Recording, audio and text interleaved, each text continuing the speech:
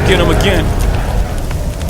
Welcome back everyone to another unboxing first impression video. Today we're diving deep into the world of Italian perfumery with a fascinating fragrance from the iconic house of Armani.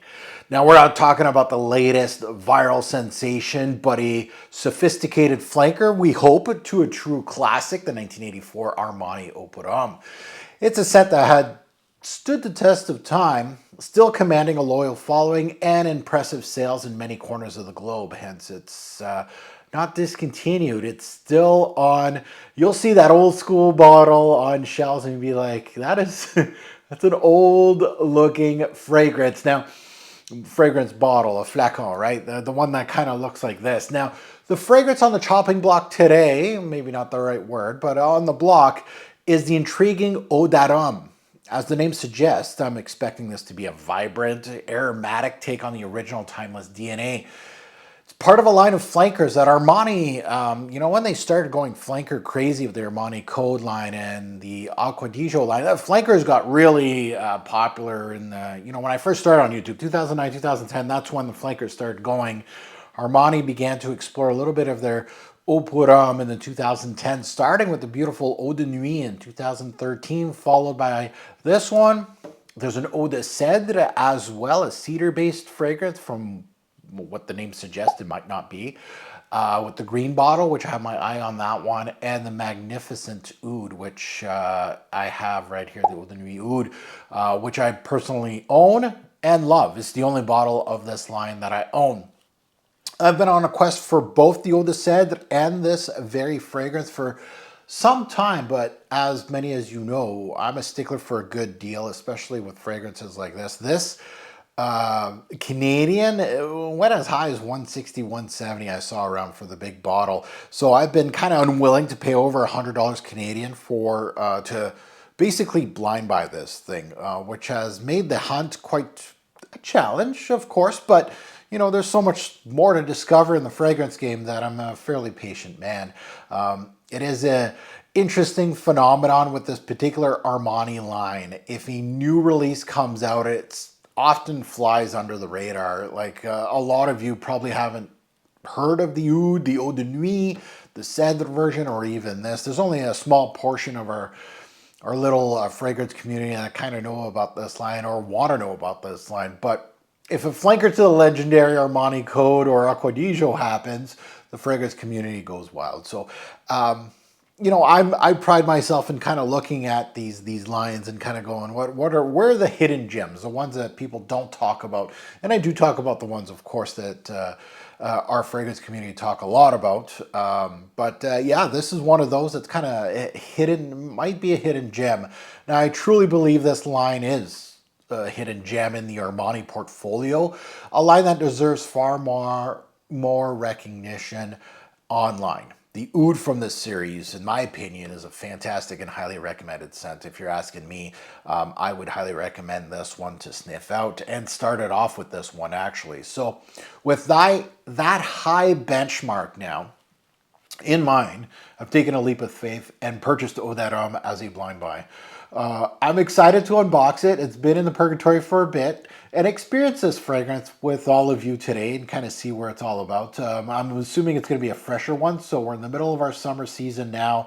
It is rounding out a little bit, so kind of get a few more freshies under my belt to unbox here. So let's find this one out together and kind of see if it's a hidden jewel and in the fragrance game. And whether my blind buy was a resounding success or not, let's get the sniff in. Now, if you're new here, welcome to the Robezoid channel. I'm your host, Mark. If you haven't subscribed yet, it's free. Hit that subscribe button. I do, of course, review things like this. If you like the Armani line, I just reviewed our Armani Privé, Cuir Majesté. I'm actually going to be reviewing Acqua di Gio Profondo, which I haven't sniffed. So I have a little decant of that that's coming up as well. So if you're a big fan of Armani, I'm all over the place. And I'm not bought and paid for, which is always a good thing. I'll give you an honest truth. You may not like my honest truth, but it's my opinion. And I will be, if I smell it and I feel like it's not good against the competition, I'll tell you. and hit that like button for all my work. I really appreciate it. And to my returnees, welcome back. If it's been a day, it's been a month, maybe it's been years, welcome back to the channel. Let's take a look at the note breakdown. Let's see what this one has. Up top, we have mandarin orange and bergamot, so very citric opening. In the middle, we have ginger and patchouli. So ginger can be a wild card here. It's a wild card in a lot of fragrances. If done well, I've smelled a couple good ones recently from YSL. YSL Rapillon has the signature ginger that they utilize in the L'Homme series. They use it in their Y series, which the Y series is blue. But the ginger is very, very good. And they used it in countless other fragrances. So I love ginger because it can be a wild card and it can be very beautiful in fragrances. Patchouli, well, Armani and patchouli, you know, they put it in their Acqua di Gios and it's absolutely not very good. But Morias didn't build this one, at least I don't think so. So maybe it'll be a different patchouli. And in the base we have vetiver, sage, and cardamom. So kind of weird seeing sage and cardamom in the back end of a fragrance. So is this a very light fragrance? Because cardamom usually is up top with the top notes, or in the mid at least. I don't remember the last time I've seen cardamom in the base notes or sage. Now, this fragrance was released back in 2014. The nose, apparently, there's no official written anywhere on official websites, but I hear it's Olivier Pulge that penned this, but don't take my word for it. Looking at pricing, pretty sure this thing got discontinued. But you can find it at some retailers that, you know, still offer this fragrance at $120 USD. So that's where it's at. But at discounters, it comes and goes. Discounters don't get a lot of stock of this stuff. You're going to be looking at, you know, discounters buying a whole bunch of Armani stuff like Code and Acqua di Gio, and maybe they're going to throw in a couple of these. And these bottles kind of go fast. You're looking at around $80 to $110 USD. But I hear it's discontinued, so eBayers are already on the hunt for your $200 to $300 for it. So be warned, if you go on eBay, I haven't, but I'm assuming you're probably going to look at this listed at $200 to $250. You know, it's still available at discounts. Once the discounters are done with it, they don't get any more stock. Retailers don't have anything. You're going to see this thing jump in the threes for sure, 100%. So just keep that in mind. This is probably the best time to snatch it as far as its lifeline. It's still at discounters. I can see it around $100, and so it's pretty good price, like around retail, a little lower than retail is good price for it. So let's delve into it. Let's unbox this thing. I got the 50 ml, and that's why it was so affordable. It was a smaller bottle size, I think, which I'm fine with. I'm not a big like 100 ml type of guy, unless the thing is fantastic. Unfortunately, you know, with lighter scents like this, and if it's outstanding, I'm going to kick myself a little bit because I might go through it a little bit more, because I tend to spray more with the lighter juices, right? So this looks more like the original Puram bottle. It looks exactly like this, and you can tell like it's kind of like revamp the bottle, bro. That's why it's probably, this looks old manish. This looks like the 80s, but this one looks a little better with the gold accents in the black bottle. But let's see, it's got the kind of orangey, kind of citrusy kind of look to it as far as the juice goes. Let's pop the top on this thing and let's see what we got. So it has attention to detail. It's got the Giorgio Armani logo on the atomizer, not inside the cap, but let's see. Not a bad atomizer. Let's see. Eau d'Arôme by Giorgio Armani. Criminally underrated. We'll see. Oh, that's sparkling. Vivid. Well done citruses. Fresh. Aromatic. Orangey. So, you know, that mandarin orange. The bergamot is doing the sparkling. It's doing the heavy lifting of the brightness. A bergamot can do that. But I really like the mandarin. Both of them, authentic. Very well done. I can smell a little bit of the vetiver back in this. So the base note, the vetiver is coming through. And the ginger a little bit. So bright, aromatic. It seems like it's going to be one of those, I think, for the office kind of thing. Like it's going to be like a classic DNA. Yeah. It has un peu, there's my French, a little bit of think, because I think with the vetiver and the orange, it's kind of getting me into the Déclaration by Cartier, the Jean-Claude Helena kind of feeling. Obviously, you got the cardamom, so it has a little bit of, and the mandarin, so it has a un peu de ça, a little bit of that, it's a little bit of that. It's crisp. The citruses are well done, and that's why it's making me think of a Elena, like Bigarade Concentré, not as good. Bigarade Concentré does have a lot more spice, like a little more vividness on the spices. There's a little bit of bite from Elena, but it's classy. And that's where this is going. It's like, it's light, it's smooth, it's classy, easy to wear. The citruses are popping. They're tangy, they're crisp, almost like you can smell the peel a little bit. If Crest did this a very good job, this smells like a master perfumier did it. The blending, that's the next thing I want to get to. The blending in here, the notes may not be anything like sexy or anything like that. The notes might not be like something kind of crazy or like gourmand or anything that blows you away.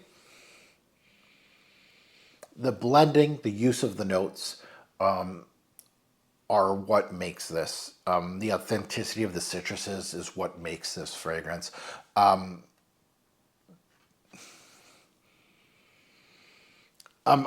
really enjoying the citruses in here, and the ginger is doing a little bit of patchouli. Okay. It seems like it's going to be a well-built perfume for daily wear. Classic. It's got timeless written all over it. And it's funny because it's a 2014 release, already discontinued as a flanker. So, but it's one of those that it's going to...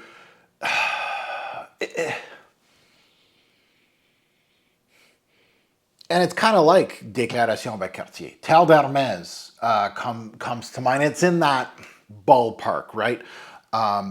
Not as, I would say, not as vivid as those in regards to, there's a lot more moving parts, I feel, in the Déclaration, the Tal d'Hermès, the Jean-Claude Helena recipe, a Bigarade Concentré, just to name a few. The vetiver is really well done in here, but it's a clean vetiver. And again, it makes you kind of think of all these. Tal d'Hermès is, to me personally, like a good, probably not the best, but a good office wear scent, a good casual wear scent. Déclaration, same thing. It kind of feels like, this feels much thinner than those. The citruses are more, there's not much bulk to this back end. But it has that classical feel to it. So easy to wear it in the office, dress it up, dress it down. Classic, timeless, well composed, but isn't anything super fancy in the game. Yeah, I really like the citruses in here. The mandarin orange and the bergamot are really well done. The ginger is well done. The vetiver is a good solid vetiver in here. Little bit of patchouli, little bit of cardamom. So the one thing that I haven't smelt yet is the sage. Ginger does its thing. Patchouli is not very strong in here. Yeah, it's citrus heavy up top, and the other notes are very faint. So I don't know how long this will last on my skin, to be quite honest. That could be one of its downfalls. Well done. For under $100, I'm happy that I capped myself. Like, I think, not that I would kick myself if I paid like 150 for a big bottle or something. That's probably where it would go. 150, 160 was around about where the 100 mils were going for, around my way that I found. Sometimes maybe a little lower, but the 50 mils perfectly fine. it may sneak into, and again, I haven't done lists in a while, but it's like one of those that would like kind of sneak into a top 20 spring, maybe something like that. Like at the bottom end, like it's not going to be top 10, but it could be like number 16 on a list or something like that I'm enjoying wearing it. But it's not an all-star. It's a really good bench player for you. That's where this goes. I like it. I do. And this doesn't stop me from like, it's not great enough that it's super exciting me to go get the Eau de Cèdre, which is next on the kind of hit list, or the Eau de Nuit, depending, either or, next on this line. Those are the ones that I'm eyeing, those two. I'd rather get the Eau de Cèdre, the green bottle, before they run out, and I mean they online. Basically, I'm not spending $300 on a fragrance, but if I can find Eau de Cèdre for 50 ml just like this, around $80-$90 Canadian, this is not making me really jump up and go, I have to get it. But it's exactly where I kind of assumed where it was going to be quality-wise. So the Eau de Cèdre is still on my list, and I would still buy it. And I would probably be expecting the same type of quality. The quality here, the blending, and how great the notes are, is what is selling me in this product right now. But highly versatile fragrance, easy to wear, don't have to think about it. Is there things more vivid, stronger, better? Yeah, of course.